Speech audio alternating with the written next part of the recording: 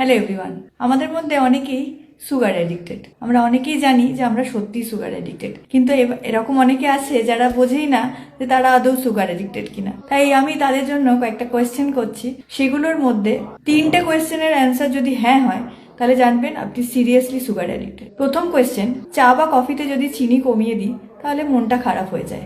কোয়েশ্চেনের অ্যান্সারটা হ্যাঁ হবে না না হবে সেটা লেখো। সেকেন্ড কোয়েশ্চেন হচ্ছে, দুপুরবেলা লাঞ্চ করার পরে একটা মিষ্টি হলে কেমন হয়, এরকম মনটা হয়। এই কোয়েশ্চেনের অ্যান্সারটা নোট ডাউন করো। থার্ড কোয়েশ্চেন হচ্ছে, স্ট্রেস হলে কি খুব মিষ্টি খেতে ইচ্ছে করে।